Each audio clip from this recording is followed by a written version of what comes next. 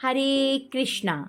हरी हरी बोल सीरीज में आपका स्वागत है। आज हम आपके लिए लेकर आए हैं एकादशी व्रत कथा। तो आज की एकादशी का नाम है इंदिरा एकादशी। पितृपक्ष अर्थात अश्विन के कृष्ण पक्ष की यह एकादशी इंदिरा एकादशी कहलाती है। अन्य एकादशियों के व्रत के पुण्य से तो व्रत करने वाले को सर्व सुख और अंत में मोक्ष की प्राप्ति होती है, परंतु इस एकादशी का व्रत करने वाले को के तो 7 पीढ़ियों तक के पितृ तर जाते हैं। इंदिरा एकादशी का व्रत करने वाला स्वयं तो मोक्ष प्राप्त करता ही है, वह अपने सभी पितरों का उद्धार करके उन्हें भी दिव्य लोकों में प्रवेश का अधिकारी बना देता है।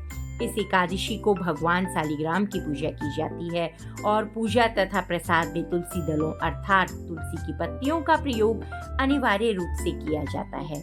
तो कथा प्रारंभ करते हैं। धर्मराज युधिष्ठिर ने पूछा, हे जनार्दन, अश्विन मास के कृष्ण पक्ष की एकादशी का क्या नाम है? इसके व्रत की विधि और फल क्या है? सो कृपया करके कहिए। श्री कृष्ण ने कहा, हे राजन, इस एकादशी का नाम इंदिरा एकादशी है। यह एकादशी पापों को नष्ट करने वाली तथा पितरों को अधोगति से मुक्ति दिलाने वाली है।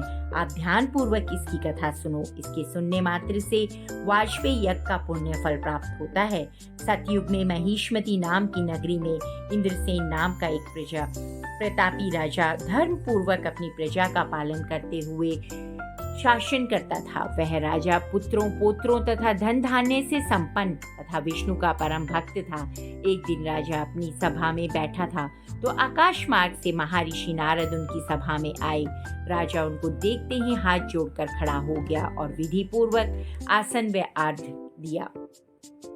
सुख से बैठकर नारद मुनि ने पूछा, हे राजन, आपके सातों अंग कुशल तो हैं? तुम्हारी बुद्धि धर्म में और तुम्हारा मन भक्ति में तो रहता है। देवऋषि नारद की बातें सुनकर राजन ने कहा, हे देवऋषि, आपकी कृपा से मेरे राज्य में सब कुशल हैं तथा मेरे यहाँ यज्ञ कर्म आदि सुकृत हो रहे हैं। आप कृपया करके अपने आगमन का कारण बताइए। तब नारद जी कहने लगे, हे राजन, आप आश्चर्य देने वाले मेरे वचनों को सुनो। मैं एक समय ब्रह्मलोक से यमलोक को गया। वहाँ श्रद्धा पूर्वक धर्मराज से पूजित होकर मैंने धर्मशील तथा सत्यवान धर्मराज की प्रशंसा की। उसी यमराज की सभा में महान ज्ञानी और धर्मात्मा तुम्हारे पिता को एकादशी का व्रत भंग होने के कारण देखा। उन्होंने जो संदेश दिया वह मैं तुमसे कहता हूँ। तुम्हारे पिता ने कहलवाया है कि पूर्व जन्म में कोई विघ्न हो जाने के कारण मैं यमलोक में रह रहा हूँ। ये पुत्र, यदि तुम इंदिरा एकादशी का व्रत मेरे निमित्त करो तो मुझको स्वर्ग की प्राप्ति होगी। तब राजा कहने लगा, हे देवऋषि, आप इस व्रत की विधि मुझसे कहिए। नारद जी बोले, हे राजन, अश्विन मास के कृष्ण पक्ष की एकादशी के दिन प्रातः काल श्रद्धा सहित स्नान करना चाहिए। इसके पश्चात दोपहर को स्नान करना चाहिए। उस समय जल से निकल कर श्रद्धा पूर्वक पितरों का श्राद्ध करें और एक समय भोजन करें तथा रात्रि को पृथ्वी पर या शयन करें। दूसरे दिन अर्थात एकादशी के दिन प्रातः काल दातुन करें और स्नान करें। इसके पश्चात भक्ति पूर्वक व्रत का संकल्प करें। संकल्प करते समय भगवान के श्रद्धा पूर्वक कहें, भगवान से, प्रभु, मैं आज निराहार रहूंगा और समस्त भोगों का त्याग कर कल भोजन करूंगा। हे भगवान, आप मेरी रक्षा करने वाले हैं, आप मेरे व्रत को पूर्ण करें। इस प्रकार आचरण करके दोपहर को शालिग्राम की मूर्ति के आगे फल फूल रख कर उनकी पूजा करें।